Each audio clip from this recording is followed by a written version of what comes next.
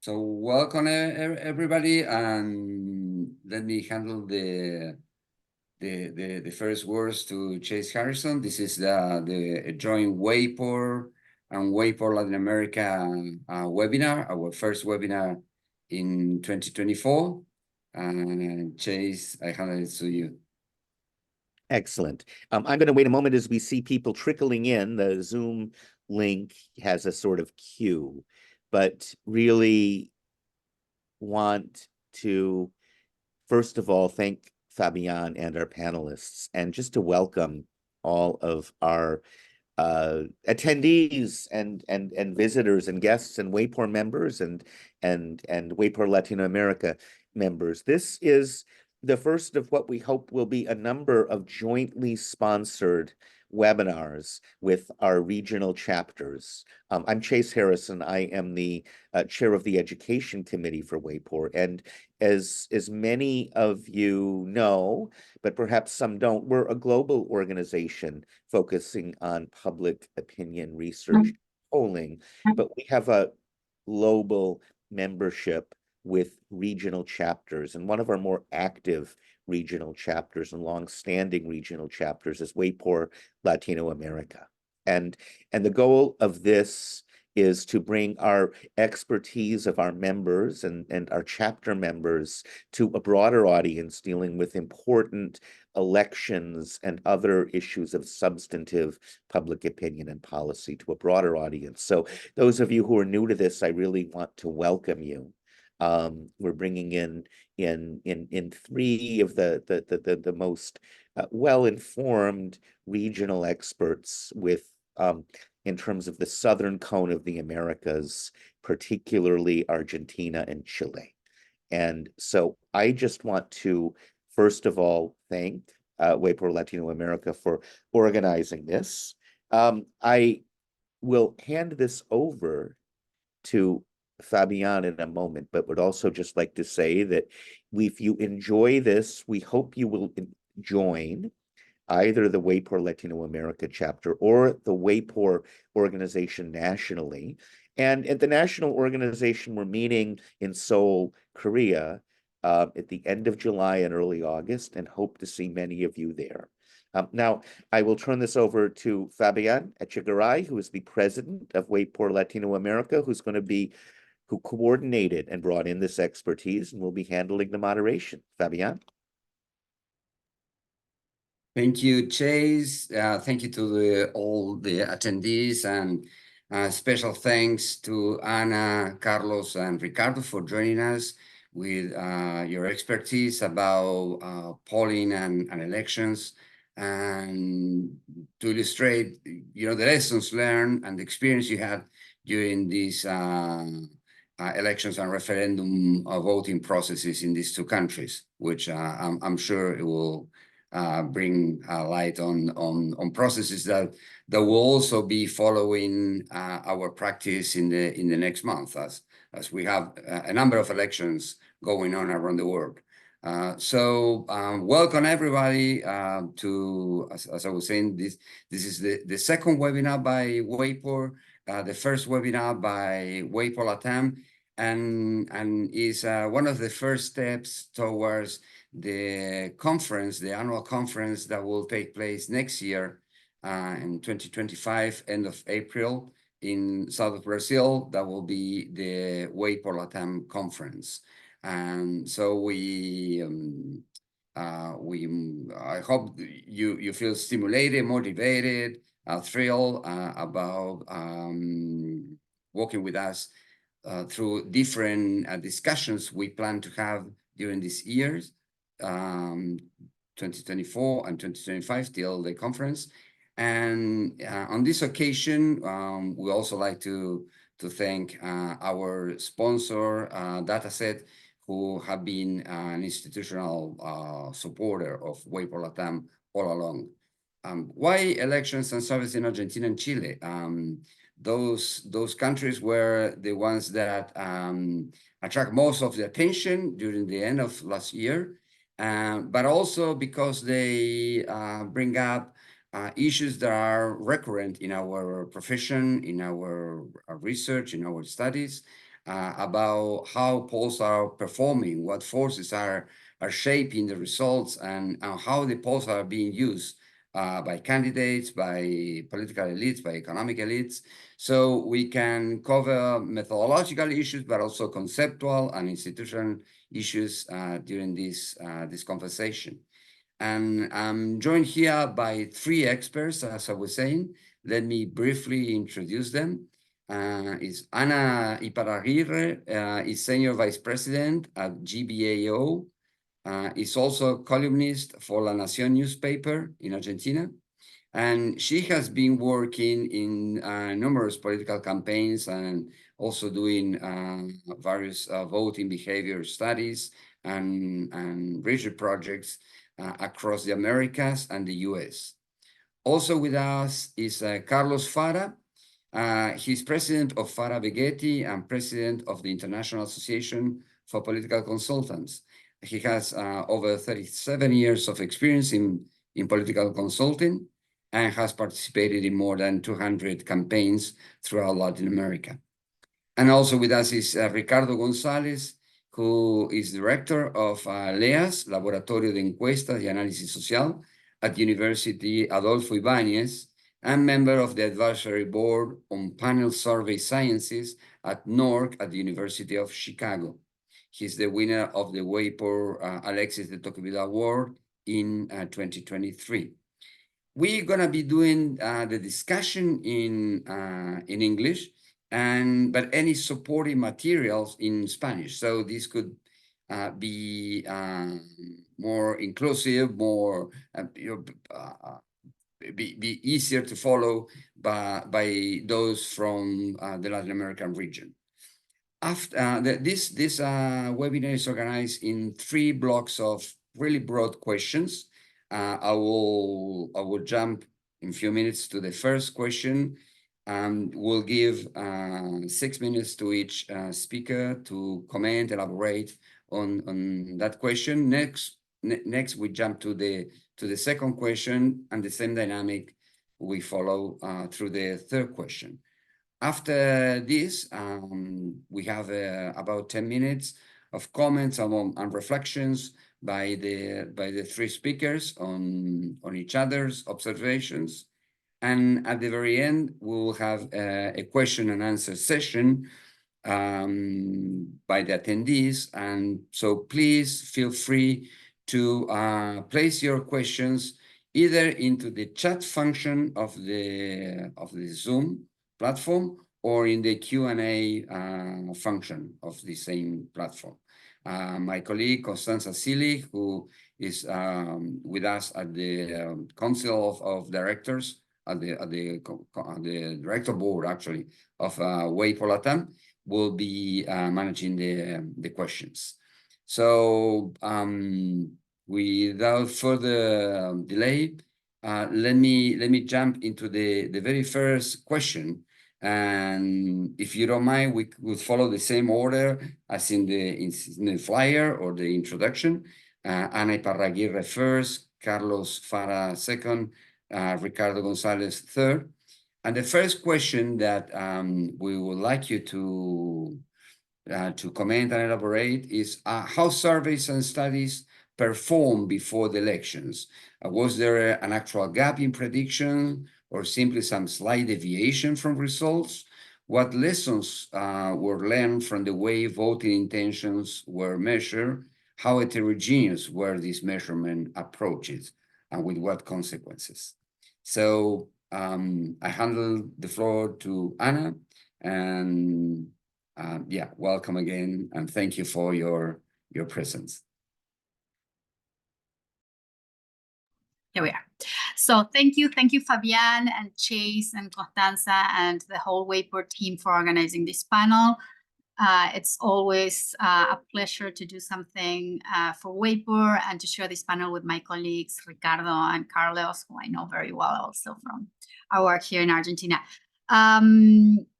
Obviously, I'm going to go straight into your question, Fabian. Obviously, my personal opinion is like there was a widespread between surveys. Some were more accurate than others. But if you look at the average of public surveys, clearly they were off. We can, talk about this in very different ways. Some were closer, some were further away, but they were off in terms of predicting the vote, right? When you think, just for our international colleagues, Argentina has a very tricky electoral system, which has like 3 stages. We first have an open mandatory primary, then we have the first round, and then we have a second round. So that takes us to have like 3 stages to get it right. And on average, our polling has not been able to get it right in either of those stages. I'm not going to talk here about the exceptions. I'm just looking at the whole aggregate of polling. In the first stage, in the primary, the average of public polls predicted that Milei was going to come in third, and he came in first. So it was not only a matter of magnitude and margins, it was a matter of order of the candidates. In the second round, there was also a perception that Milei was going to continue to be first, and we saw like a huge surge in the Peronist candidate support. And in the third round, in the runoff, the final stage, most polls predicted a close race between the 2 candidates, and Milei won by a wide margin. So we could just like close this Zoom and go home. But I'm going to end this section in a positive note. If we look at polls' capacity to predict the actual vote, I'd say we have a lot of work to do, and that's something I'd really like to discuss today, later in the conversation. But I would also like to say that the polls were very accurate and very useful to predict changing trends in Argentina. And let me go through some of the things that polls caught very early on and were not obvious. First thing, very early in the political campaign, most pollsters started indicating that Argentina wanted a change, and not any kind of change. Argentinians wanted a radical change that was as different from the past as possible. The second thing that I think became very obvious in most of the research was that there was a huge rejection of the political class, what Milei eventually described as the caste. But that was, however you measure these, you could see that the ratings for all the politicians across the board were really low. And even when you compared the trust that Argentines had in politicians compared to global indicators in other countries, we were at a really low point. And there are other trends, such as generational trend, that was also picked up by surveys that accurately saw the huge support that Milei had within the younger generation. There was a big change. Historically, the younger generation had been voting for the Peronist candidate, the Peronist party. And so this was like a big, big difference compared to what we have seen in the past. And the polls also picked up some behavioral change, which had to do with voters' bigger desire for austerity and to rein in public spending. So I'd say, like, we should look at the whole picture. Clearly, in terms of like precision when predicting election results, there's a lot of work to do, and we can talk about why things went wrong. I have some hypotheses, I don't have answers, and what things can be done better. But I also think that the breadth of analysts in Argentina, looking at what was going on, in many ways were able to anticipate that something was breaking, that something was different in this election. And polls, especially those who combined surveys with qualitative surveys, were able to understand, describe, and explain these trends to a public that really didn't understand what was going on. And many of us analysts were trying to understand what was going on as things were happening. And I think that was very useful. So I'm going to stop there to leave room for the other speakers.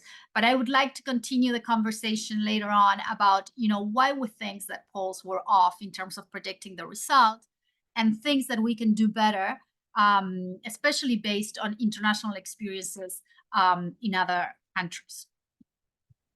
Super, thanks for being so right to the to the chronometer on your intervention. Thanks again, Ana. Carlos, I'll hand this to you. Okay. Here. Thank you, Fabian. Thank you to WAPOR for the invitation. It's a pleasure to share this panel with Ana and Ricardo. It's a very interesting point that Ana said about the general agreement about the the mean trends about public opinion. No? The last election was a change election, obviously, but we have problems with the electoral prediction in the last 8 years, okay, from 2015. Okay, in 2015, Macri won the election, and the incorporation of a new actor in a national election, it's a problem because the disorder some of the rules or perceptions or approach we have about the electoral behavior. And we have a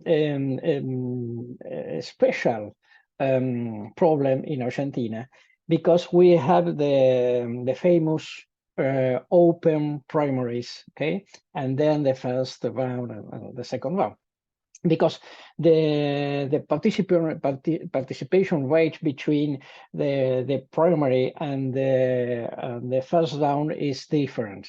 Okay, so we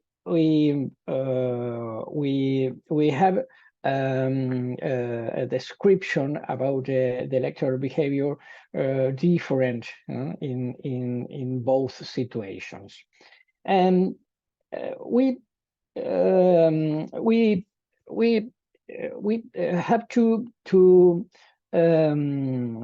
sometimes change the mean methodologies each two years. For example, in 2021, sorry, we don't have a problem with the electoral prediction, okay, with CATI, no, the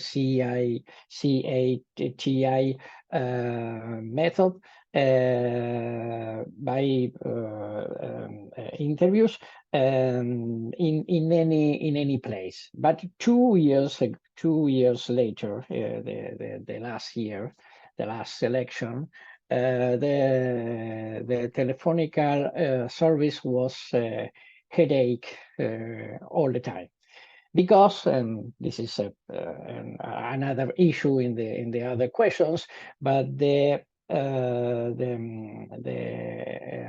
strong polarization of the opinions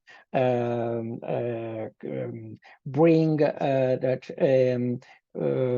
politicized people answer more as service than non-politicized people. So that the contexts are changing all time. And another point is we have to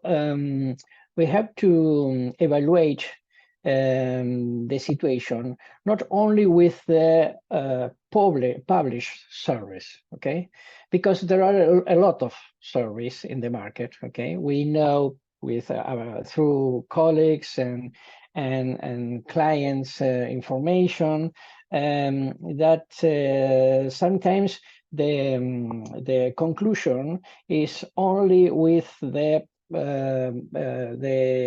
service, the published service on media, and that's wrong, because the perhaps most serious surveys are not published on media. Okay, so sometimes, okay,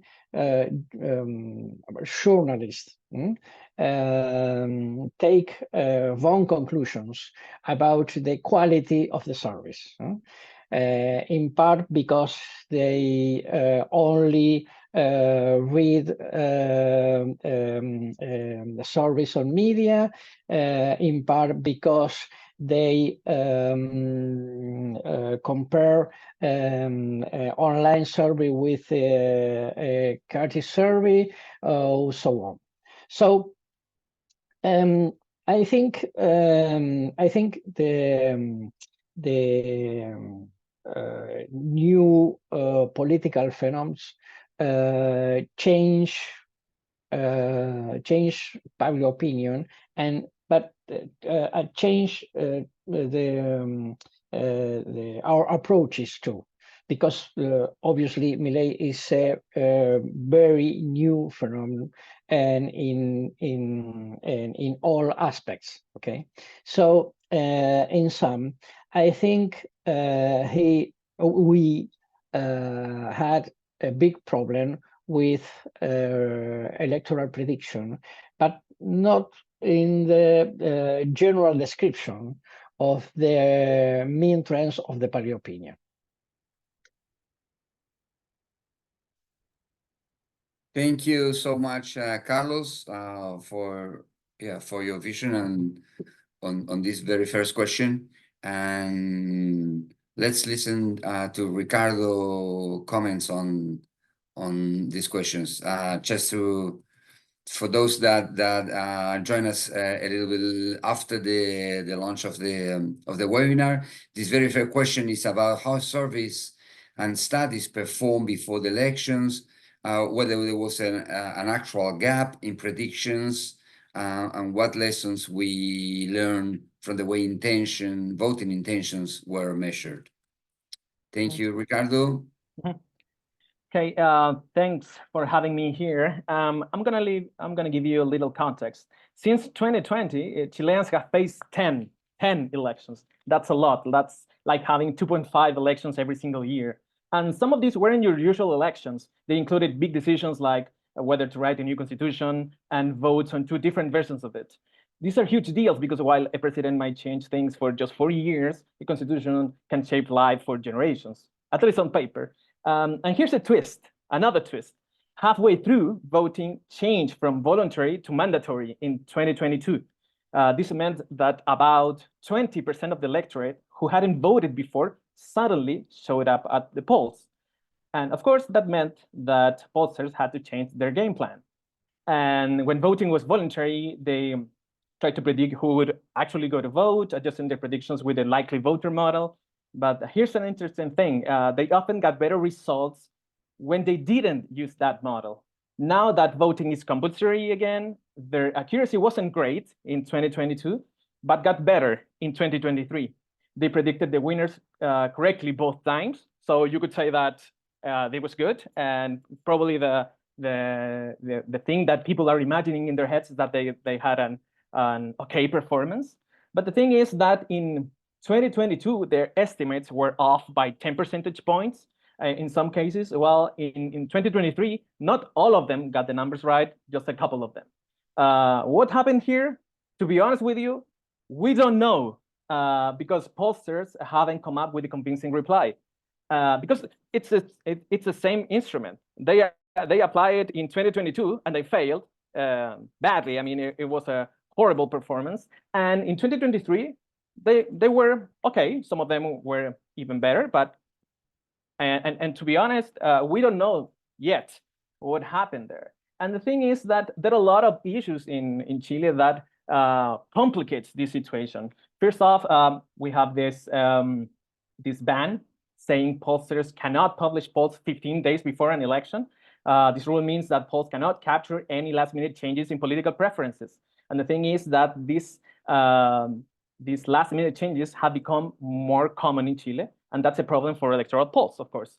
In my own lab's research, we've seen that since 2017, so a long time ago, around 30% of Chilean voters decide who they're voting for in the weeks right before the election, when those poll publishing bans are in place. So that's a problem.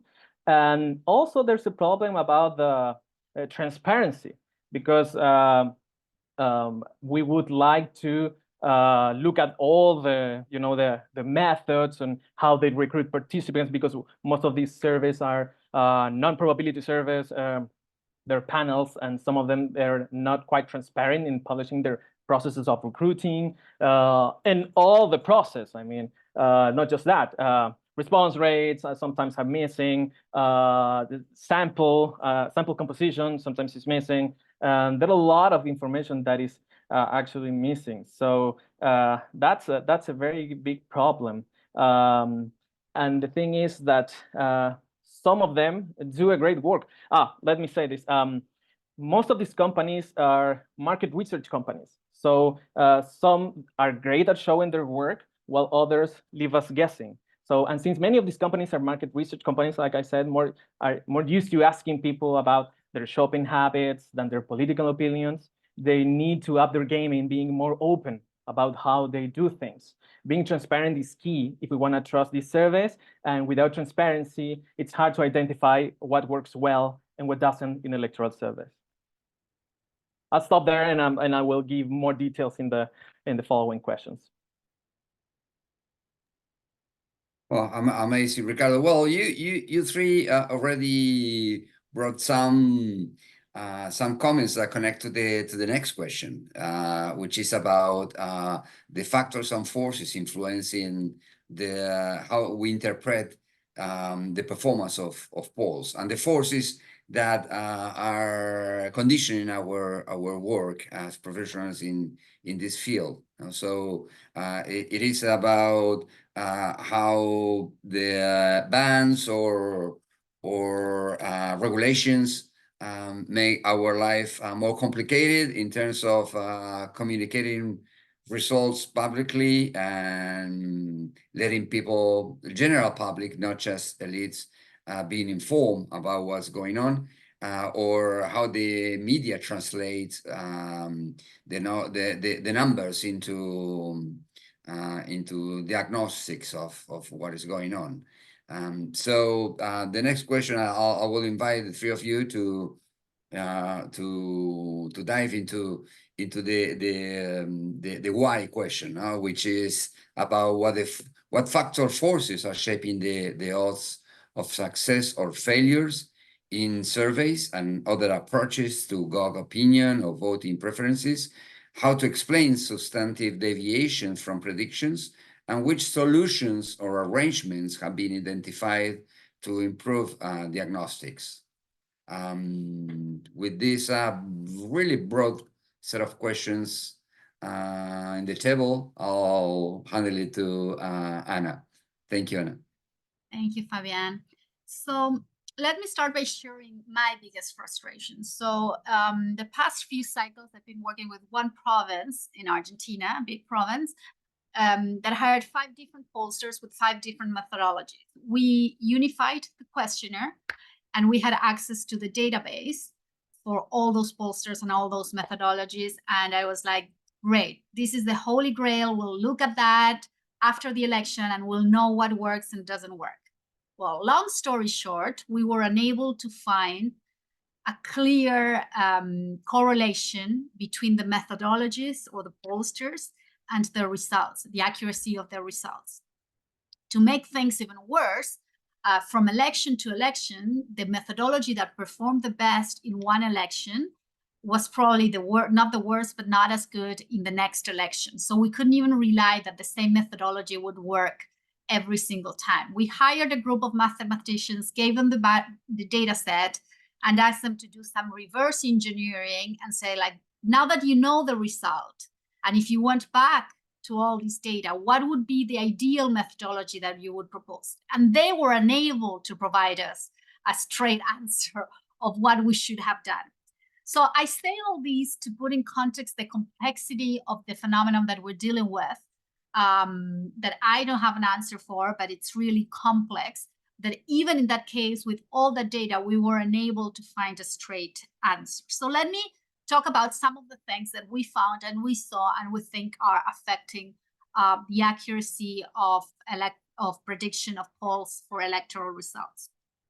The first one has to do with something that we see in many countries, and it's that you know, the law of the big numbers and the representation that every person should have an equal chance of being represented in that survey, that doesn't apply anymore, because it's impossible today to find all respondents in the same place at the same time. So one of the ways around it is to do multi-mode surveys, where you do a bit online, a bit on phone, a bit on face-to-face, but then you don't really know what proportion of each methodology you really want. Plus, there are people that could be represented in two different methodologies because they are online and they're on the phone. So that creates a problem where all the statistics behind of the science that we do no longer apply. The second thing has to do with the lack of external measures to weight our data to. In Argentina, particularly, the last census is old, and the latest one, we don't have the results yet, and there's a lot of doubts about the quality of that census. So it's very difficult when you have to weight the results, particular to socioeconomic level or education. You don't really have, you know, an anchor. So a lot of the pollsters rely on past election results, and that's a problem with the election was like 4 years ago. And also when you have a new force like Milei and La Libertad Avanza that was not there before, so that really, you know, doing any weighting to past behavior really confuses you, and it's not the accurate way of doing it. And the last thing I'd mention, and I agree with what Ricardo was saying, the electorates in general are more and more volatile, right? In Argentina, we see something similar. We have 20% of the population that decides in the last week or the day of the election. But on top of that, another phenomenon that we had in this election, because we were able to track from the primary to the general election to the runoff in a very short period of time, we were able to see, for example, that between the primary and the first round, 40%, 4 in 10 voters changed not the person they were voting for, the political space, the party or coalition they were voting for. That's 40%. So you'd say like, okay, I lost my candidate in the primary, he or she's no longer there, so I have to vote for the other candidate within my political party or coalition. But that's not what we saw. What we saw is like 40%, 4 in 10 voters decided to vote for a different party or coalition in the first round than what they had selected in the primary. So that obviously creates a system that it's much more difficult to predict and understand. So I think this is very complex, that there are many things going on at the same time. We clearly don't have an answer to that. I'm going to stop there in terms of what things I personally think that we should start thinking about implementing for the future. But we should start by acknowledging that what we have been doing up until now, at least me, maybe Carlos has like he's more knowledgeable and savvy than me, and he has the answer. But if you ask me, I don't really have an answer to what methodology or combination of methodologies and in what proportions would really help solve these problems with the tools that we have right now. Having said that, we'll leave it for the end, but I think there are other set of tools that we could bring in to improve the quality of our surveys. Amazing, Ana. Thank you. A lot of food for thought. So we have volatility, we have changing rules like in Chile, mandatory voting coming back, and we have new candidates. So what you do out of all this combo, Carlos? I don't know. Well, no, I thought you would know, Carlos. Well, first, 4 negative factors, okay? It's not excuse, but negative factors, okay? Well, first, social media, because, you know, the public opinion is more volatile now than 10 years ago, okay? 10 years ago, it's not easy to predict electoral results, but it was more more. All the time we were more sure about the service results, at least. Second, a more fragmented vote, okay? So it is the composition of the political alternatives is changing all the time. So it's so difficult. Third, the participation rate, and recently Anna explained very good about the difference between the primaries and the first round. It's sometimes it's a headache for us because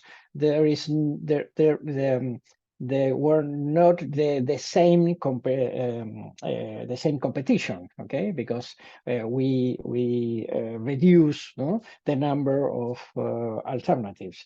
And for polarization, the polarization is very important again, because less politicized people don't answer service sometimes, obviously in strong polarization context.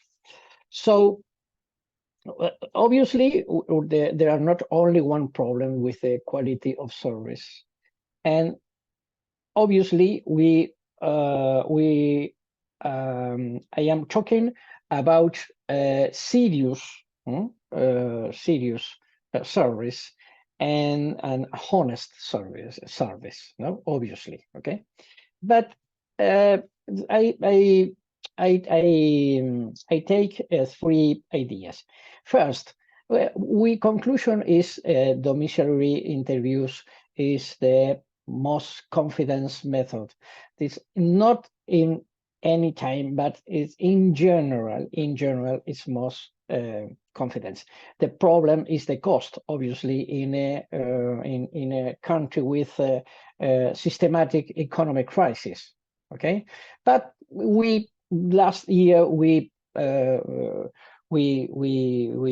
got convinced to our clients to work with domiciliary service. Second, there is a great debate about the mix of methodologies. Okay, I am not convinced about this option, but I recognize several colleagues use mix of methodologies with acceptable results. And third, and for us, it's very important in the last 8 years from the 2015 election, always we include a question about level of interest about politics, okay? For us, it's a key variable for watch biases in the service, okay?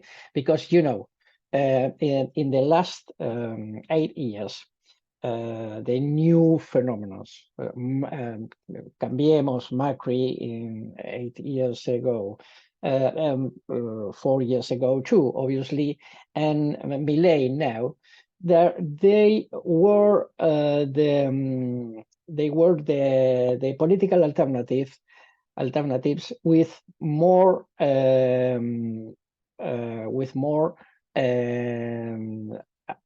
unpoliticized people. Okay, so that public that target answer less service, so it's a problem to measure the different biases in the service.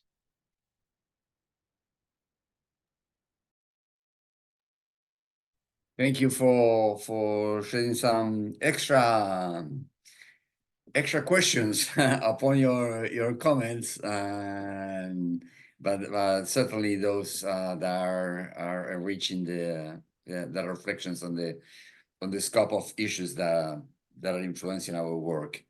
Ricardo, what's your take on these forces and factors that influence and condition how different measurements perform in predicting elections? Okay, first off, the lack of transparency significantly hampers the ability to evaluate the reliability and accuracy of service, like I said earlier. Without clear information on methods, it's challenging for external parties to assess the quality of the survey results. My second point is that it's about the selection of respondents. It plays an important role in the accuracy of surveys, of course. Most electoral pollsters in Chile opt for non-probability surveys, and they often do not share much about how they recruit participants. There's a lot of research suggesting that non-probability surveys yield higher mean absolute errors than probability surveys, except in electoral polling, where they can be as accurate as probability surveys. In Chile, during the last referendum last year, the most accurate predictions came from surveys that did use probability sampling. So I think it's time pollsters consider using other approaches, such as probability-based panels that are becoming popular in places like the US and Europe, or using blended samples or hybrid approaches, which are also gaining traction in the US. My third point is about voters and the general population. They should be the same or not. Sometimes they're the same with mandatory voting. They should be the same. But the thing is that when people could choose whether to vote or not, pollsters try to guess who would actually go to vote. That is, they had to estimate the likely voter model. But funnily enough, they were more accurate when they didn't try to guess, than they tried to estimate this model. This makes me think that there's a connection between people who respond to these polls and those who vote. Now, with voting being mandatory and fines in place for not voting, although they're not always enforced, but that makes about 85% of people vote, including those with less education, with a lower proclivity to respond to surveys. And this is a huge point. If that's true, it seems like polls might be missing out on the full picture of what the public thinks. This idea got some backing in 2022 when polls didn't predict the massive rejection of the constitutional draft of the referendum that year. The first election after voting became mandatory. So in my view, this suggests that we might need to rethink how much these polls tell us about the general population. My fourth point is about non-response. Picture this, the public debate in Chile is framed by polls with low response rates. We're talking about a phone survey that is published weekly, where only about 10% of the people they reach out to actually respond, and some online surveys where the response rate is even lower, around 4%. While low non-response rates do not always mean that the survey is biased, the chances of getting biased estimates increase when those few are mostly well-educated respondents. This wasn't a big deal when voting was voluntary, but with mandatory voting back in 2022, who responds to surveys and who doesn't could really throw off the predictions. And this might explain why the same surveys didn't do so well in 2022, but improved in 2023. Perhaps in 2022, more educated people were more divided or passionate about the referendum, with lower skewing the results and making the polls more inaccurate, while in 2023, with lower engagement across the board, the educated and less educated people might have had more in common, making the polls more accurate. I suggest to follow other approaches, maybe conduct qualitative assessments of the population underrepresented in probability phone surveys and non-probability web surveys in order to check whether there are differences in attitudes or vote preferences among respondents and non-respondents of these surveys. I have a fifth point. Weighting is key. Usually these surveys are responded by folks with more education, but not all pollsters adjust for this, which obviously can mess up the results. The US election in 2016 is a prime example of this, where not accounting for educational level led to some big misses in predictions. My sixth point is pollsters tend not to share the questionnaire, making it hard to check for biases in how questions might influence responses. So we don't know if there's a measurement error there. For example, in phone surveys, the order in which candidates are listed can really sway responses. And this is a problem in Chile, as we tend to have between 7 and 9 presidential candidates. And with hard left and hard right political parties popping up in Chile, a spiral of silence is getting likelier and might be missed by some surveys, especially those conducted in person. And my final point here is the strict rule against publishing polls right before an election really affects how accurate they can be.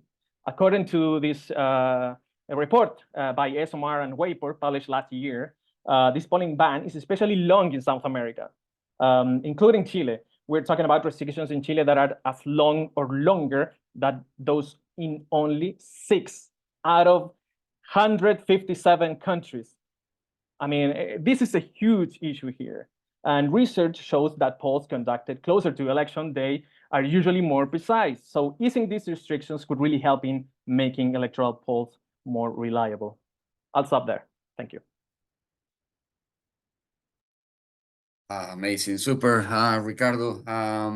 Yeah, great perspectives, and in a way, you help me to make the transition to our third questions. But before that, and speaking about questions, please feel free to drop your comments or questions or doubts, either using the chat function or the Q&A function at the bottom of the Zoom platform. But I was mentioning then that you brought up how regulations affect our practice, and that connects to how political leaders and elites in general shape the probability of doing doing our job properly to keep the public informed.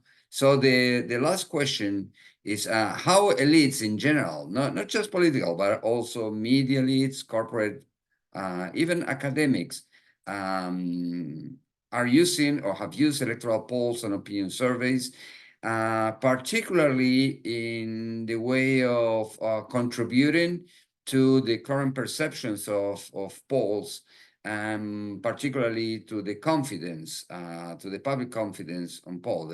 There's different signs of a crisis of public confidence in surveys as an instrument for making the public voice disseminated, or at least acknowledged by media or by other instruments, reflecting the views of people. And this, again, in some contexts, are connected to some of the problems you mentioned, that it increases polarization. Highly polarized people are not willing to answer our polls. Not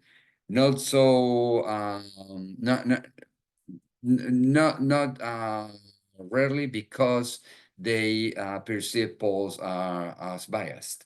So at least that was pretty clearly the case in Brazil, where I'm based. Ana, what are your take on how political but also economic and media elites tackle and handle surveys, and to what extent they help us, or they contribute to a serious problem on confidence on polls?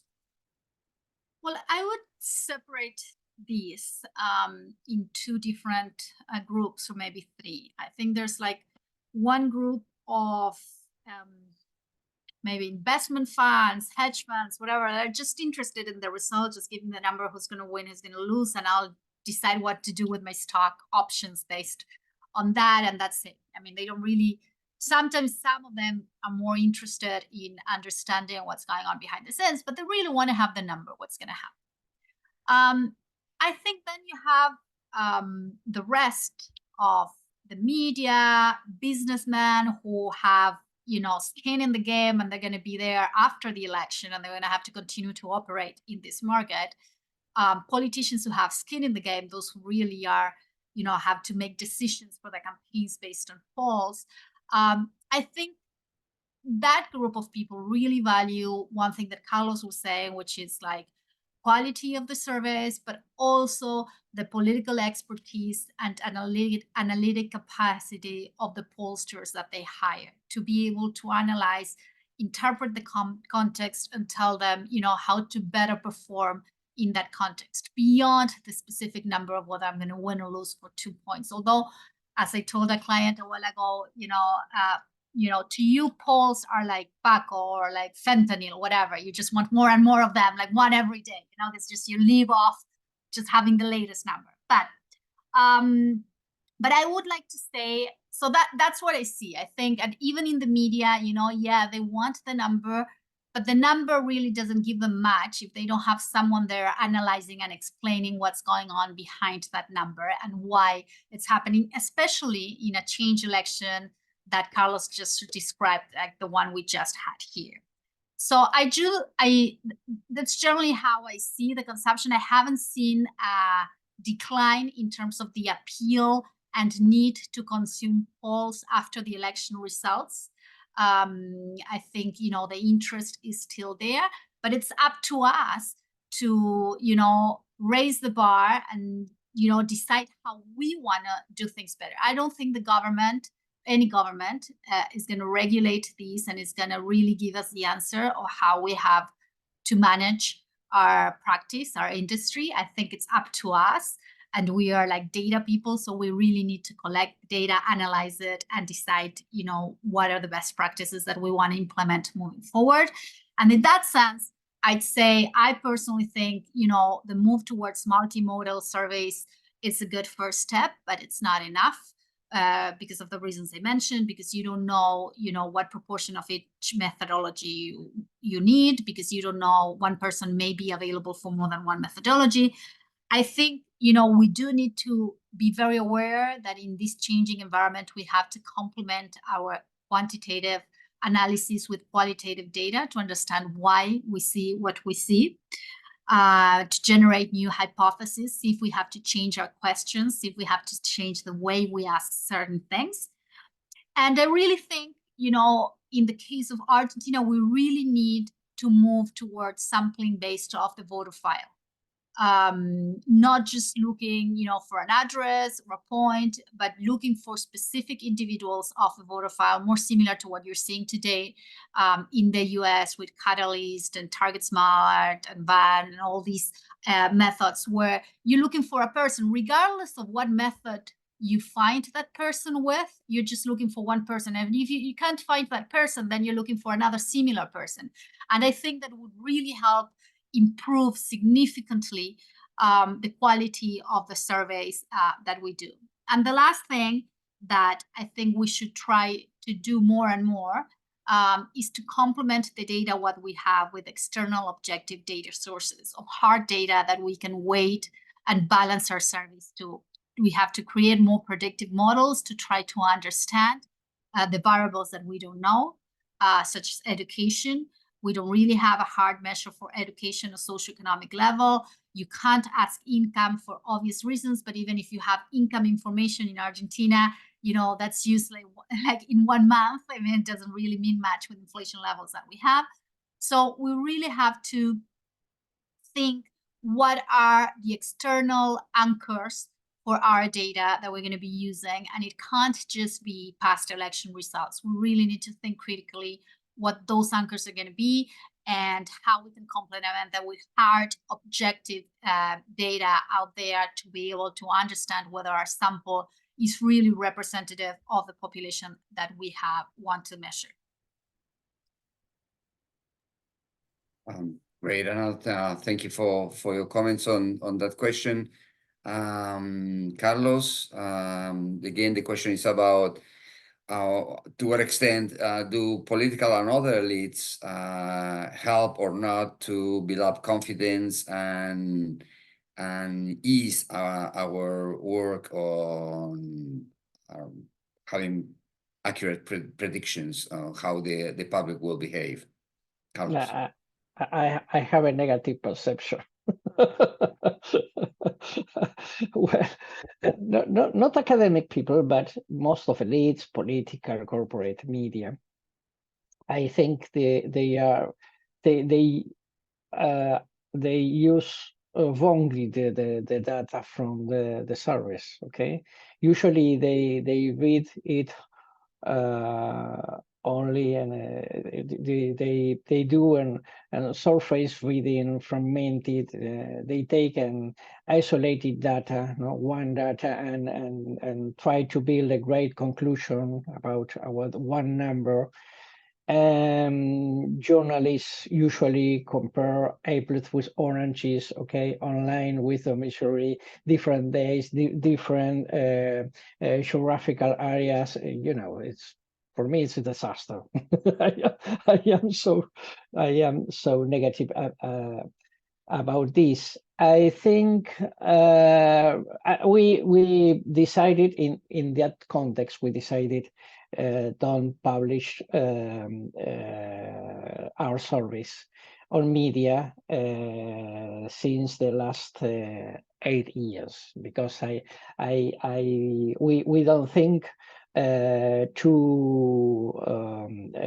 to help to competition about numbers, because this is not the point of the useful of the service.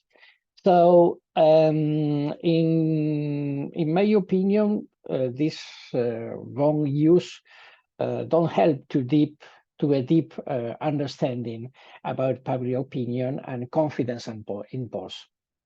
My opinion is they contribute to a low confidence in polls, because you know this survey say blah blah blah, but others say blah blah blah. All surveys are wrong. It's not the point, okay? But it's absolutely systematic that in journalist interview, the other part asked me, oh, but the surveys were wrong. But what service? The service on media, not all the service, okay? Yeah. Very clear. Thank you, Carlos, for your explanations. Ricardo, what's your take on this? Chilean elites are really into electoral polls. They really, really love them. And that's good for business, of course. They pop up in the news every week, showing just how much the elites are into them. Polls have this power to make or break political careers here. Picture this. Someone gets good numbers in a poll, and suddenly they're on TV and even being talked about as a potential president. You know, this has been happening for the last 20 years. It's not a recent trend. It's happening for a long time. And the government itself is really into polling as well, constantly checking how popular it is. Even when they say they don't care about polls, their actions tell a different story. For example, the current left-wing government fully supported the constitution written by their political allies in 2022. But in 2023, when a new constitution was suggested by a group leaning more to the right, they didn't back it as much. This shows that what people think, as shown by polls, can really influence big decisions. And polls aren't just for checking popularity. They're also used to decide who might run for office or what stance to take on big issues. A recent story involves Republicanos, a party on the far right. These polls showed a lot of skepticism towards the proposed constitutional text in the first half of 2023.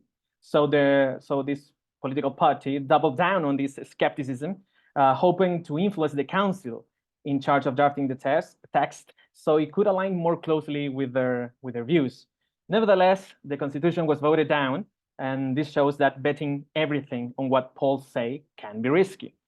With regards to the last constitutional referendum, again, most electoral polls had correctly predicted the text would not pass. But there was an interesting twist this time. Two surveys conducted by firms outside of Chile, which had previously nailed the predictions for the 2022 referendum, completely missed the target in 2023 by suggesting a second proposed text would be approved.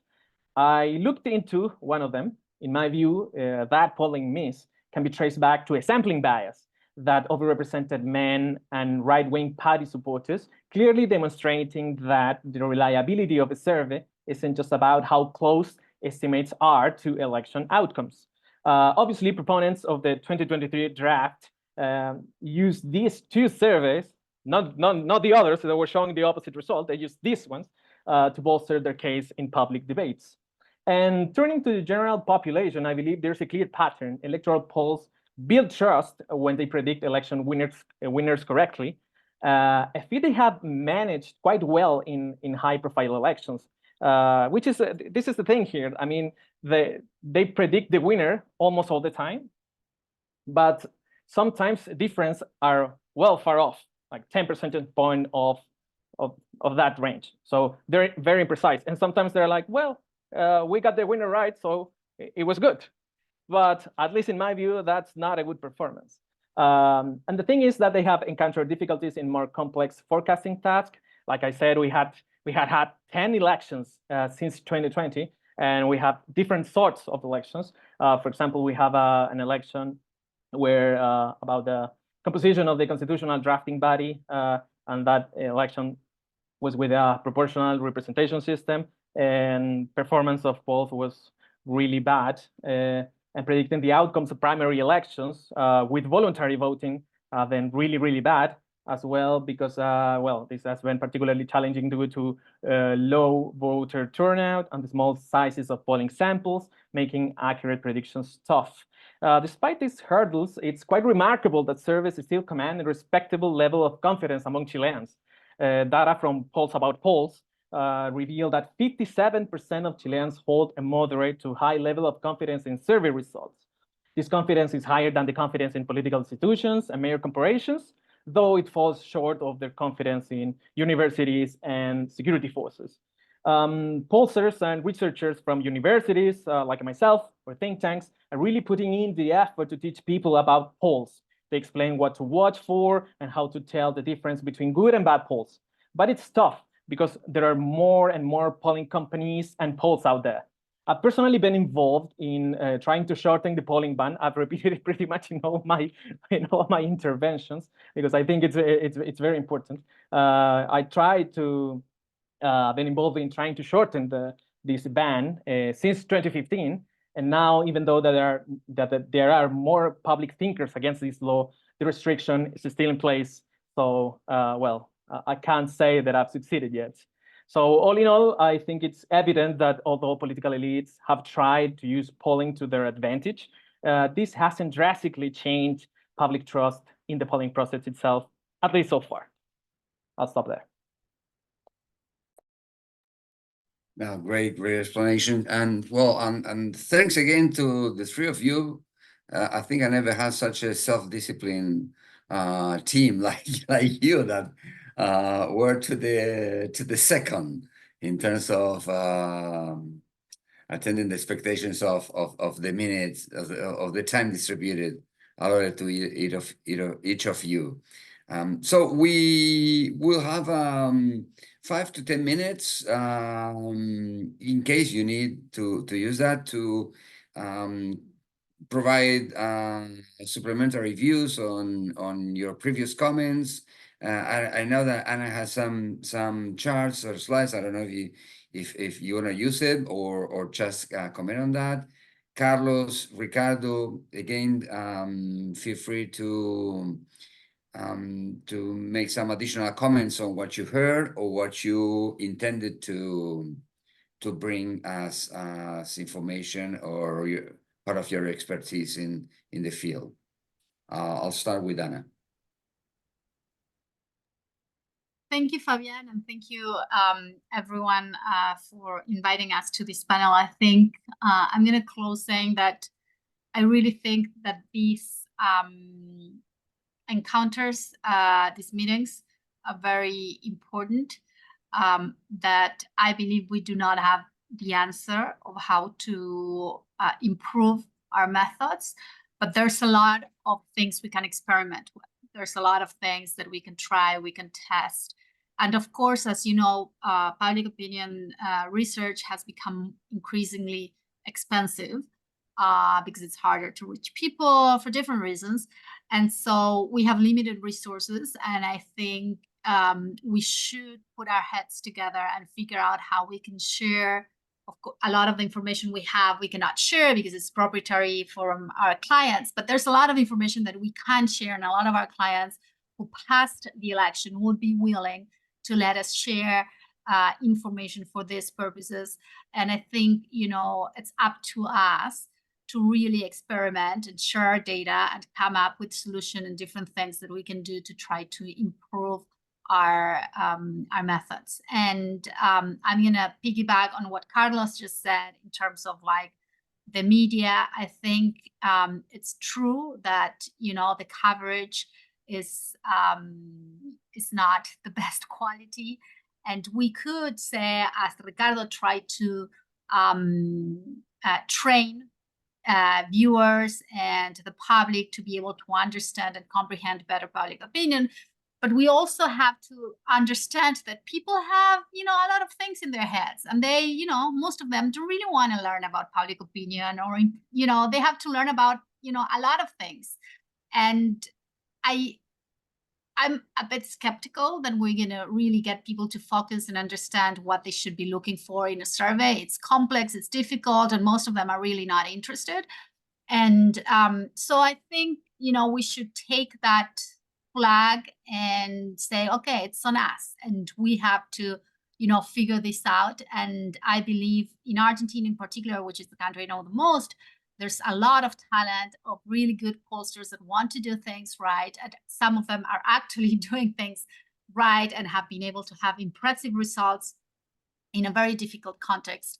That I think, you know, there is a path forward that we could use, and use the WAPOR network to try to understand what things have been implemented in other countries that we can learn from and bring and adapt to the Argentine context. Thank you, Ana. Carlos? Well, there are two questions in the chat. Respect to the Dominican Republic, but not specifically, but it's a good question. When there is a clear trend in election than in the last election in Dominican Republic, it's usually there are no problems about electoral predictions. So in that case, it was very clear the victory of the government party. Okay, so the topic about the level of abstention is not impact on the service. Is the first point. The second point is about an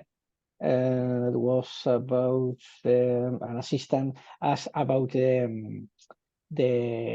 how to evaluate the quality of the service respect to the electoral results, and the influence of the change, the probably changes of the both decision in the last few days before the election. I agree, obviously. This is a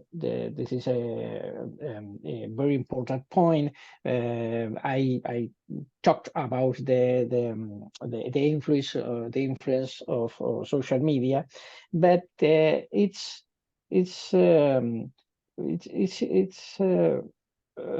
true that the problem is we don't have access to public opinion data all the time, about along all the process, because it's absolutely true that private service, no public service, that was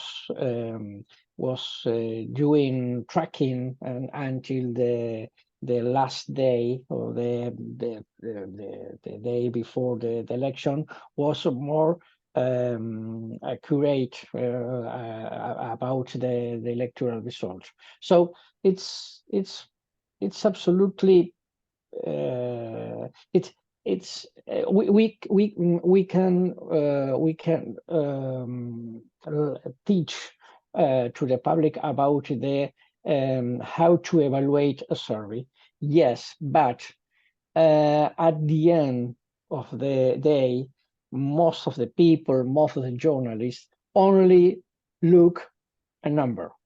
Okay, it's a problem. Okay, so I understand the good intentions, but if the point is a number, so it's not it's not a educational campaign oriented to the public in that point.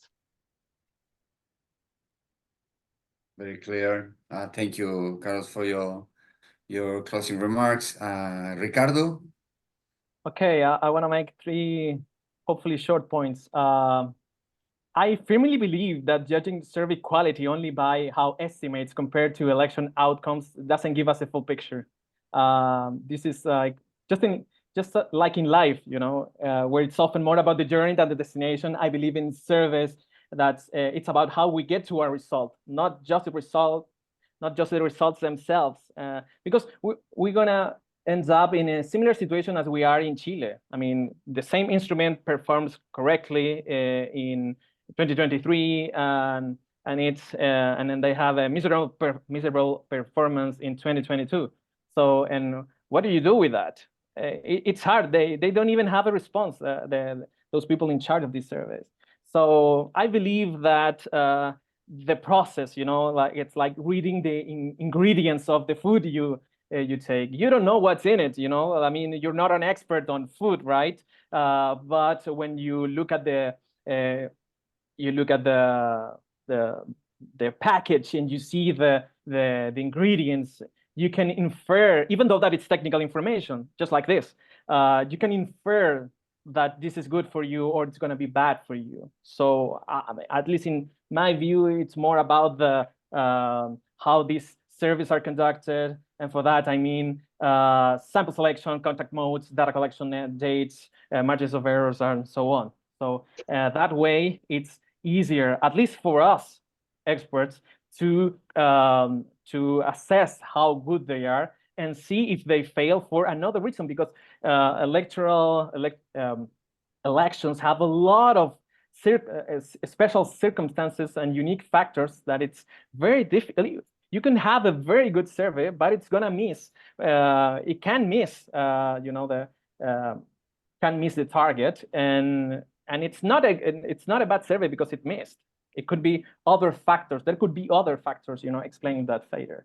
And I agree with Anna that we have to experiment on other approaches, complementing what we know from quantitative surveys. In my second intervention, I suggest following other approaches, maybe conducting qualitative assessments of the population underrepresented in probability CADI surveys or in non-probability web surveys in order to check whether there are differences in attitudes and preferences among respondents and non-respondents. That's way, this is a way of knowing if, or explaining after why your poll was on target and why it wasn't, even though it's the same instrument. And then my third point is about, well, mixed modes. Actually, I've been conducting mixed modes surveys here since 2020, and it's been good. Obviously, it's not a silver bullet because, well, on the positive side, it allows us to get opinions from people answering the phone. I mean, some people, mostly all the respondents, with limited digital skills, they tend not to participate in non-probability surveys. And sometimes, some of them they do, but they have a different attitude profile.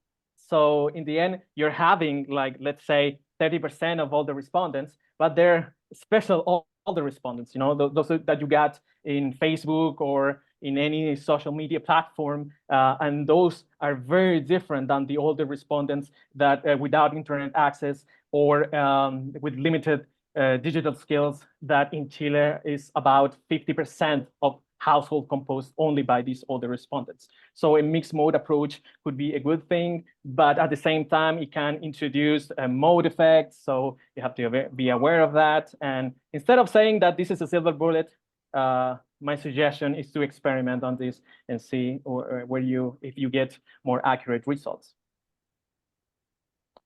Wonderful, Ricardo. I'm happy that you took the opportunity to even open the scope of challenges ahead. This was, even though we used the election in Argentina, the referendum in Chile as a basis for discussion, we didn't do history here. We were discussing all the time about what comes next and what may work in the future.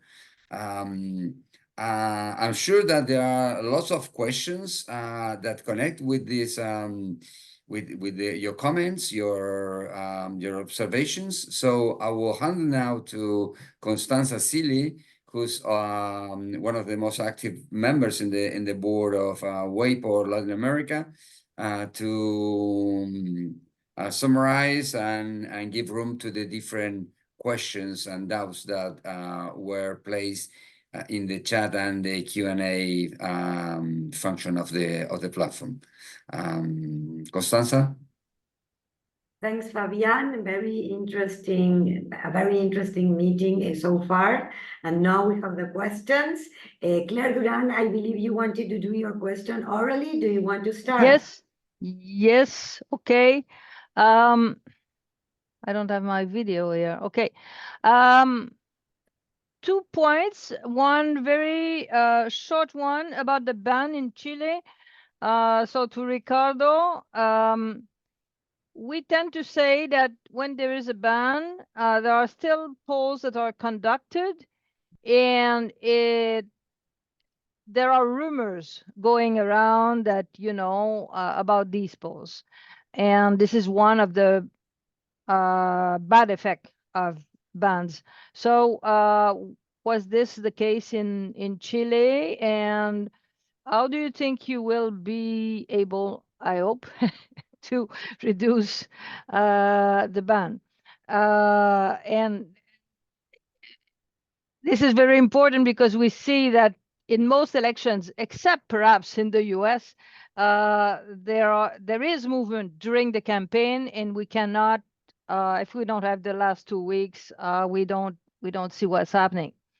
My second point is about multiple methods. I looked at the methods used in the US 2020 campaign.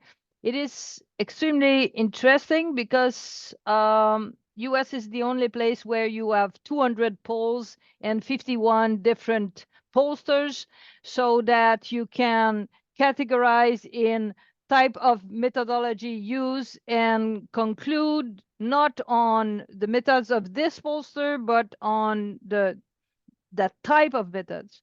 And what it gave is multiple methods are way better than any other. I had 3 categories: multiple methods, one method, probability, and web opt-in polls.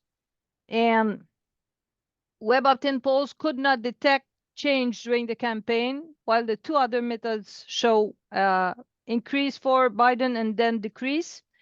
And multiple methods is the only one who could forecast the exact result of the election. So one thing I was very interested by what you said, because I see that this idea that we should look at new methods and experiment and see what's happening is now happening all over the world. And we should not, stay on our position and this is the method, but we're not there anymore. We're in, a world where we find all the ways to get in touch with voters, and multiple ways get us to have a better sample in the end, I would think. And this is it.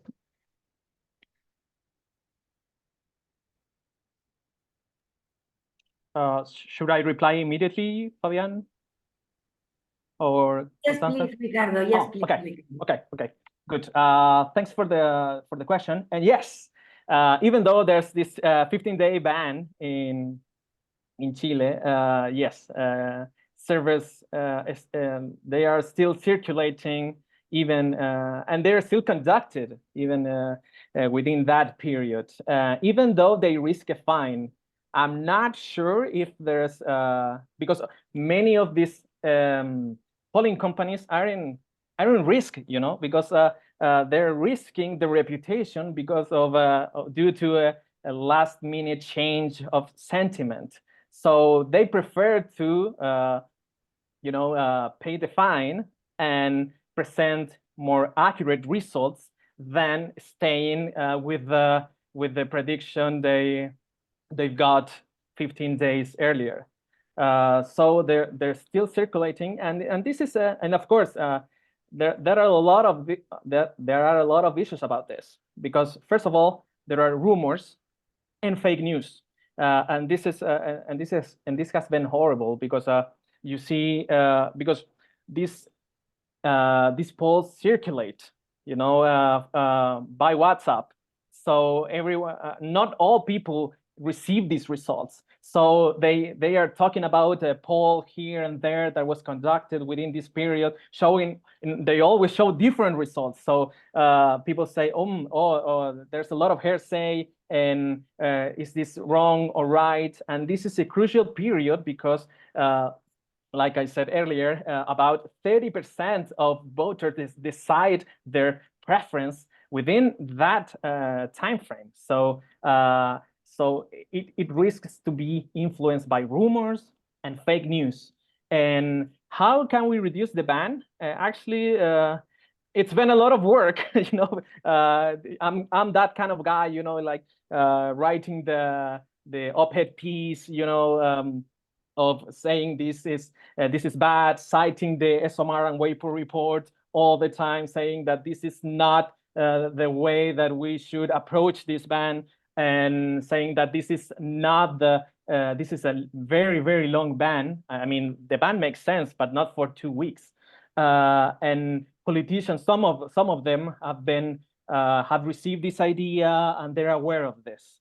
I mean, it's obviously there's a long way ahead of trying to convince, trying to get a majority and of course there are other big issues in discussion here. So this is not relevant. This is relevant when there's an election and people say this and think, okay, yeah, and there are a lot of politicians now agreeing with this position, but they haven't been forceful enough to propose a bill to change this.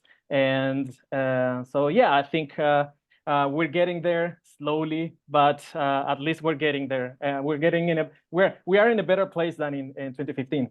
And about multiple methods, yeah, I absolutely agree with you, because when you use multiple methods like a mixed mode approach, you get increasing coverage rates, you get higher response rates. So and of course you can you might introduce a mode effect, but you can test and experiment on that. I mean, and this is not rocket science. Like you said, there are a lot of researchers experiment on this, mostly in the US. So, and we're just one phone call or video call away to learn from them about this. And sometimes in Latin America, we have this issue of, oh, that thing works in the US or in Europe because, well, technology is more advanced and whatever. But actually, there are a lot of things that that we can do here in Latin America and that we can experiment on and learn from. So I think it would be nice to see this research picking up here, and at least in the following years, in the coming years. Thank you, Ricardo. We have a question mainly for Argentina, Ana, Carlos. What do you think? Do you think that the shameful vote had some sort of impact in the prediction of results? Some people say that here in Argentina, such as with Trump, some people voted for him but weren't ready to say that openly to friends or family, also because of the polarization, strong polarization of opinions. What do you think about this? Do you think it's something that has impacted the predictions or not? I'm gonna then leave it to Carlos, but the one thing I'd say is, like, before this election, I had like a lot of conversations with analysts, journalists, saying like, okay, you know, Milei is polling high, because even though he was coming in third, the numbers that they saw were like, you know, he's polling in high, but that's not gonna hold. You know, it's like, well, he's gonna get less than what he's getting on the polls. And I was like, well, if what we've seen in other countries is any lesson to us, these candidates tended to poll better, to get more votes than what they were getting in the polls, not less votes than what they were getting in the poll. And so, yeah, we've seen that in some of these countries. The question is, again, is like, regardless of the fact that they're polling, you know, below their actual numbers, is the reason why. So is it because they're ashamed, or is there some other factor which I think has a lot more to do with it, which is, you know, these anti-system views? They distrust the system overall. They distrust everything. So they also distrust the pollsters who's Le calling them chilien, il est vraiment bien. and asking them for their opinion. So what we have seen, both, I'm not so familiar with Brazil, but yes, in Argentina and in the US, it's like either Trump voters and also Milei voters were more skeptical, more distrust. They had a bigger distrust of the system, of other people, of people calling them and asking them for their opinion. And that could have prevented them from participating in the polls. And I say that that may be more of a factor than shame, because when we asked the willingness to vote or their enthusiasm about voting, what we found over and over was that Milei's voters were a lot more enthusiastic about voting than other voters. So I think, you know, I'm more inclined to think that there is a distrust in the system than a shame in their vote. Well, at first, I agree with Anna. Okay, one point is that Milei won the first round, no, because obviously he won the second round. Milei won in the less politicized people. Okay, so it's very important, because we have all the time we have a big problem about to get this target in our service. Okay, so in the first point. The second point is clearly that there was a strong trend about to not only a change, you know, in a classic situation, you know, a change of the system. No? Okay, because the two political alternatives have failed in the government. So the final result was a very special situation. Okay, because remember, Milei won the primary situation, but he lost the first round. So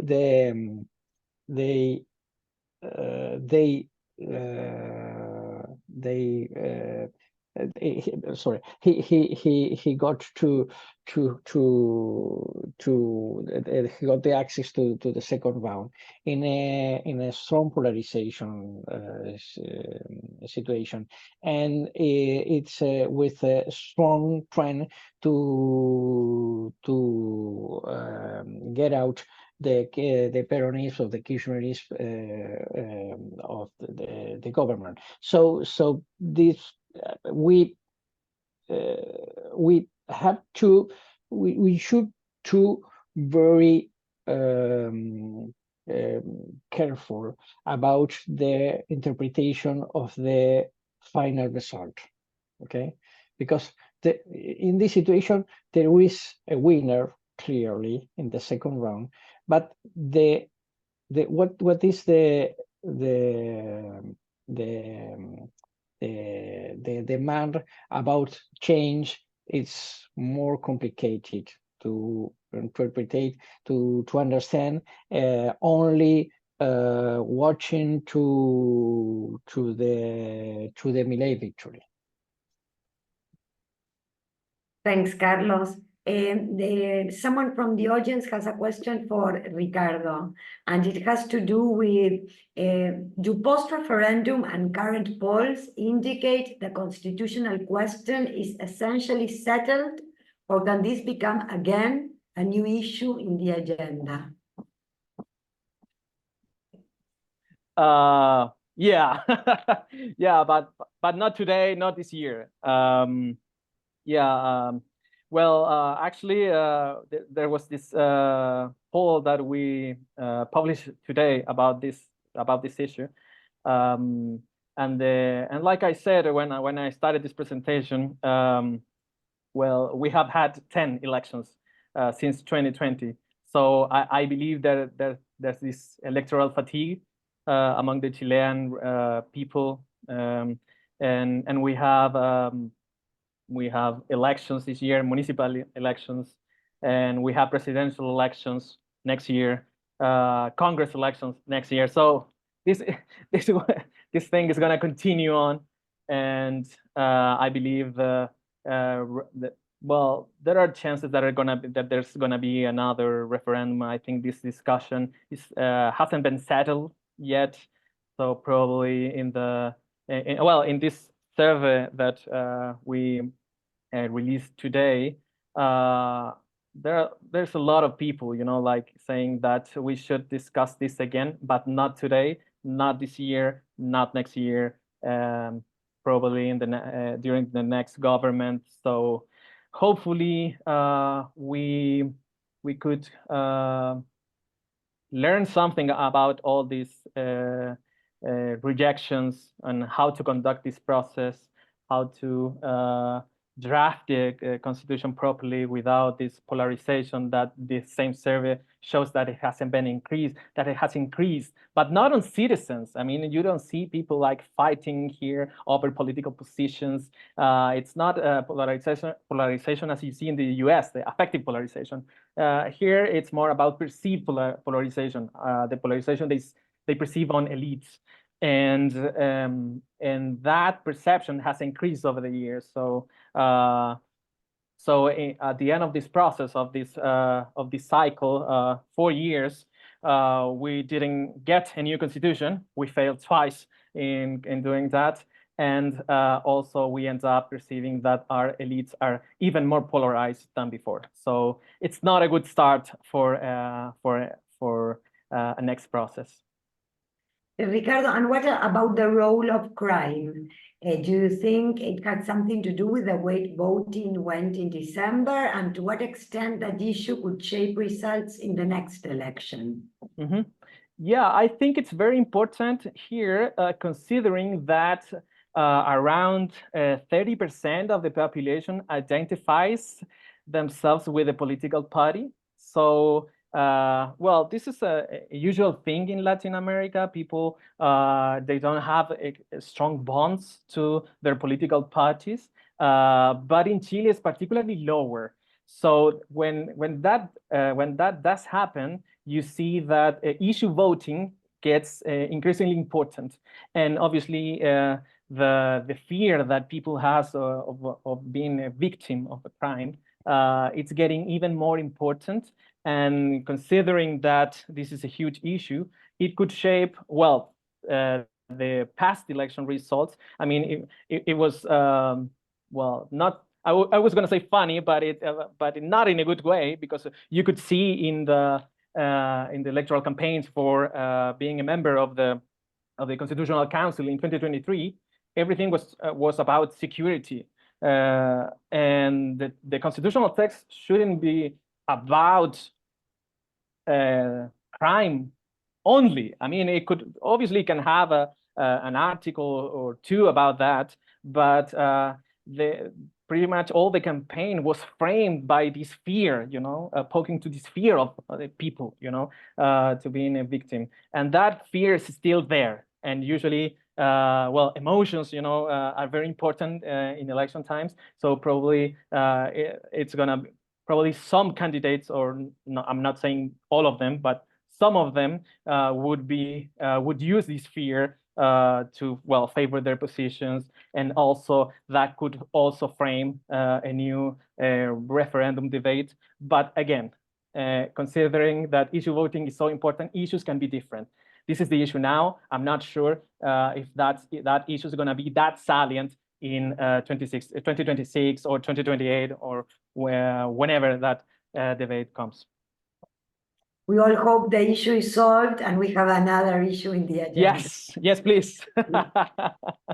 Now, Ana, Carlos, a person from the audience was wondering whether you have any idea on how much the candidates during the PASO, the first stage of the campaign, got influenced, their decisions were influenced whether to be a candidate or not by the results of the surveys or by other issues that have nothing to do with the results of the survey. Say Macri, who was sort of a candidate, but then withdrew his candidacy. What do you think? He was influenced by survey or by other matters, or what's your opinion? I can go. Do you want to go, Carlos, or I can go first? Okay. So I personally think that this election was one election where the electoral offer was trying to put the electoral demand, to give some order and structure to the electoral demand. And I think they were not able to do it. I believe there were candidates who were in the ring very early on, regardless of the numbers that they had in polls, and that they felt in many ways, especially those who belong to the two historic coalitions, they felt that they had to, that it was their turn and that they, were going to run, and they decided that, very early on, and that at the end of the day, we were going to go into an election similar to what we had in the past few elections, where the two main coalitions ended up stacking up like the whole electoral power. Now, I do want to say that there were two candidates who ended up not running that saw this new trend coming up very early on, and those were Cristina Kirchner and Mauricio Macri, two former presidents who very early on said, Cristina Kirchner gave an interview and she said, this is an election that's going to be divided in thirds, and so almost recognizing that Milei could get a third of the vote when that was not common knowledge and not something that most people assumed. And same thing with Mauricio Macri, who acknowledged a bit differently, but that he envisioned he was going to go into a runoff with Milei, not with the Peronist party. So they both said that publicly, and I think they could identify that something was broiling. I have my theories of why that happened, but whether that was based on polls or not, I don't know. But it's clear, like, I think those are the two politicians in the political systems that were able to flag the phenomenon early on and they said it publicly, maybe because it was in their advantage, maybe for other reasons, but that's a fact. And then the rest of the candidates who were running, I think they had less in mind whether they had like a real shot or they could make it. Of course, if you ask to any candidate, even those that get 5%, they're going to think, they can make it, and they're going to tell you they can make it, and they envision like this world where like something happens and they make it to the presidency. Except for Russia, I don't know if anyone has seen like the interviews of the candidates running against Putin when they asked them if they thought they could win, and most of them just like burst into laughter because they didn't even think they would be able to do it. But in Argentina, I think most of the candidates said, okay, I'm going to give it a shot. This is an open election. who knows, you know, anything can happen between now and the election, and I'm going to give it a shot and see if I can win. And I think at the beginning, they all saw a path to their victory. So that's the way I see it. I don't know, Carlos, if you have like a different perspective on this. No, I agree. And obviously, surveys influence the politicians' decisions. Yeah, but with certain details. Okay, first, there is a context to confirm the perception about the service, because one survey only is not necessary to influence a decision. Okay, if several surveys, several comments, the vision of the rest of the colleagues in the political system, it's a point. The second condition is for certain political projects, the decision is not on the survey results. Okay, because at the end, this is a political decision. This is not a public opinion decision. Okay, so yes, influence, but not in a simple context. It's a complex context, and also there is a mix of the service information and the political perception of the leader. Thank you, Carlos. Here is a question that paraphrases Claire Duran, who said in a webinar that the automated response surveys had the greatest results in many cases in the US and Canada, for instance. What do you think? What is your experience with this type of methodology? I know you've all been talking, saying that there isn't one methodology that is the one that we should all be doing, that there's some confusion and that we need to understand more. But particularly regarding this methodology, what are your thoughts or your experience in predicting elections in your countries?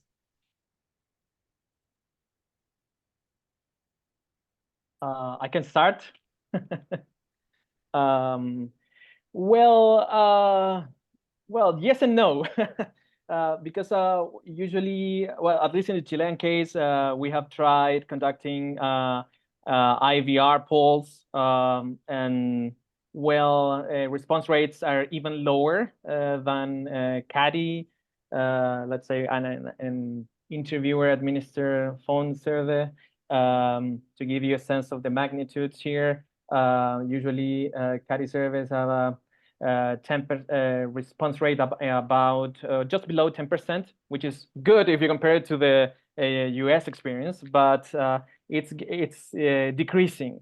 And I don't know, maybe if we end up following the trend in the US, probably that is gonna decline, because there are a lot of scams here by phone. And the thing is, with the IVR polls, response rates are even lower, about 2.5 or 5%, which is within that range. And the thing is that because at least in Chile, the scams, phone scams are increasing. People are not responding to their phones, even though that we have the systems to detect when there's this to detect if there's a scam or not. Still, response rates are decreasing. So in that case, I wouldn't say it's a silver bullet, but it could be good within the context of a panel, when you are building trust with your panelists and you use it as another method to approach a panelist that you already have in your panels, so to speak. Claire, thank you. Ricardo, Claire, do you want to say something? I think your hand is up.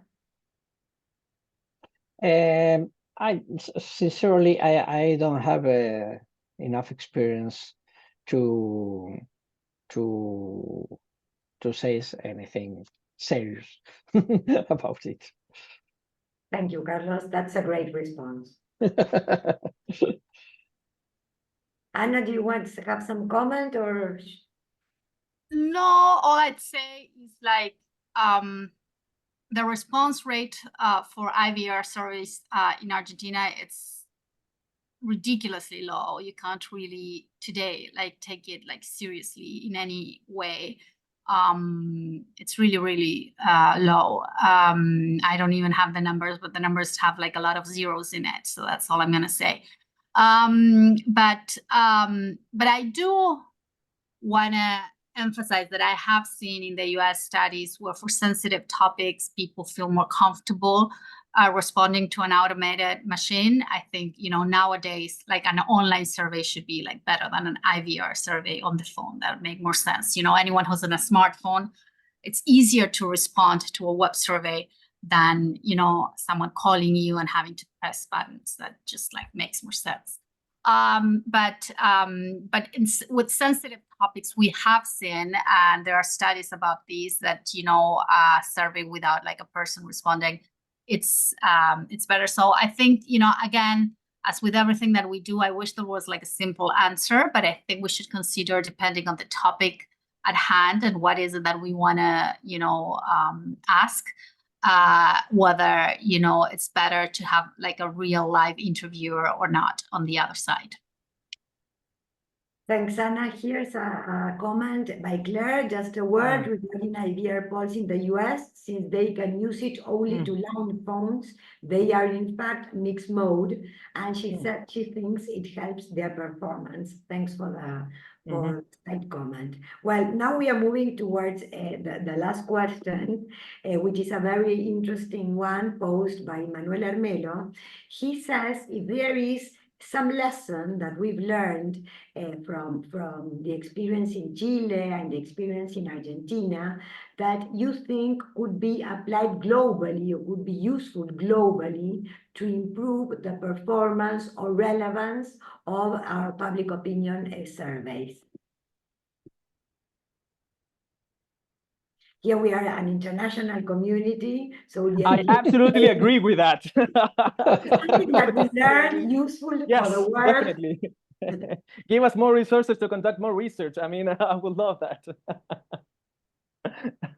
Okay, that for serious polling, we need more resources. That's Yeah, definitely. I mean, I think thinking of Latin America, I think we need to be more brave to try different things, to try different approaches, because at least this is my view, that we have been moving quite slow with regards to the adoption of technology. And I know that people say, oh, but in Latin America, internet connections are not reliable, or internet access is not, the access is not universal, and all that. But again, we want to wait till it is universal. We have to experiment on that now to see whether these approaches that are regularly employed in the US and across Europe suit us for the needs we have, because again, I mean, there are a lot of issues, special issues here, that some of them are attributed to pollsters and some of them are not. Like I said at the beginning, these polling bans, we have struggled with lower party identification, so electorates they are more volatile than or at least this is my view, that the electorates here in Latin America are more volatile than in other regions because of that and other factors. So obviously there's not one size fits all, and I'm not saying that we should copy at face value what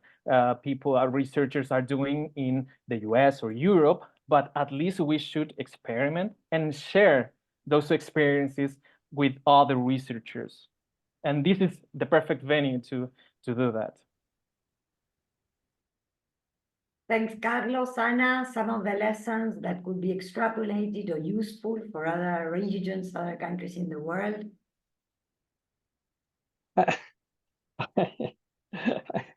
I have a fun opinion, but Argentina has we, the colleagues, the serious colleagues, have a lot, several problems with service. That's not the same situation in Uruguay. There's no situation in Bolivia or Peru. So we have special conditions. Okay, that's you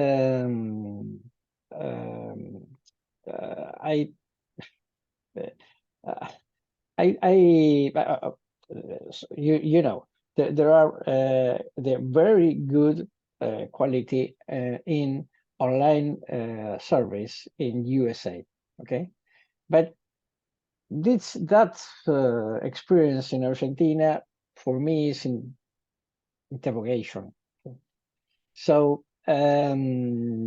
it's so difficult because we talk about we don't have the same problem all the time. We have different problems in different elections. Okay, so there is no a big solution. Okay, I know colleagues that they did a wonderful work in an election, no national election, and 2 months after, with in another state and another province, they have a lot of problems, but a lot of problems. Okay, so there is no a universal answer to our problems, sincerely.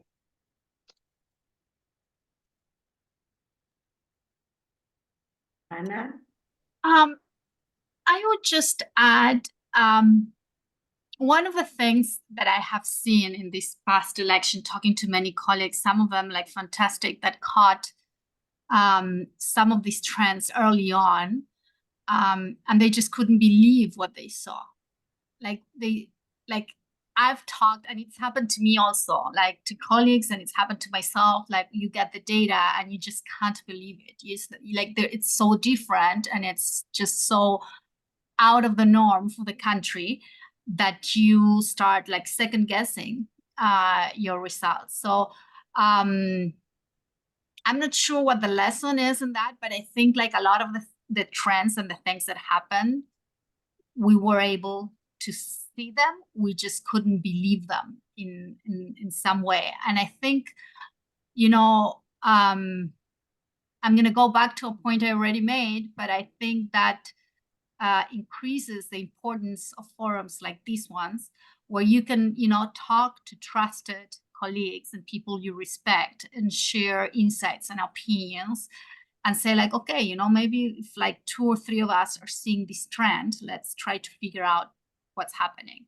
And the second thing is, you know, I don't think in these changing environments with, you know, volatile electorate with loose votes, we can continue to do just quantitative surveys without really doing qualitative and understanding why things are changing. I'm just going to go back to this election in Argentina. I mean, some of the things that I saw quantitatively, I just couldn't believe them. They just seemed like too bizarre to be true. But then if you did qualitative research, it made total sense. You could understand why that was happening. So I think, you know, I'd say those 2 things, right? Then surround yourself from trusted colleagues and share openly information, not like confidential information from your clients, but information of what you're seeing and what things are really, you know, resonating with you, what things you're finding strange. And the second thing is always, always, always in changing environments like this one, it's like complement the research, the quantitative research with qualitative to understand, you know, why things are changing. And sometimes, you know, when you do the qualitative, it seems like pretty obvious that the quantitative it's going to change. So that's all I'm going to say. Thanks, Fabian. Do you take over from now?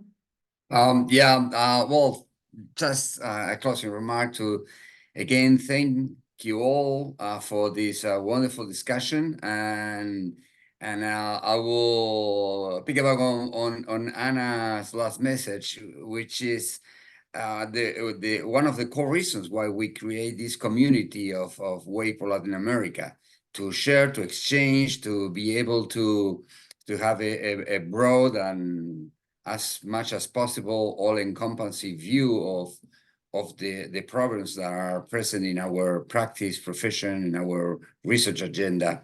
So I welcome you all to follow us and to keep track of our activities, to join WAPOR Latam, so we can have and you can participate in far more discussions like these ones that will certainly benefit the practice and the way the public opinion really contributes to a clearer view of public affairs.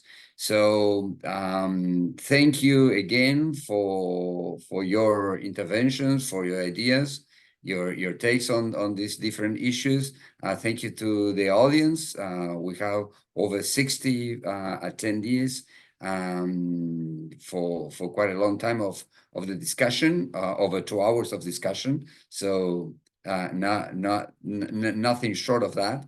And we also want to thank Datasets, who is our institutional supporter, our sponsor, for making possible this type of discussions, as well as WAPOR and the Committee of Education, who join us in this effort to exchange ideas about these topics. This webinar will be available, I believe, in maximum 2 days as a video in all our platforms, WAPOR and WAPOR Latam. So we'll make sure that you all know about this. And again, thanks a lot for kindly sharing your time, your views, your ideas on these interesting topics. So thank you, goodbye, and let's stay in touch. Thank you. Bye. Thank you, Fabian. Bye-bye, you all.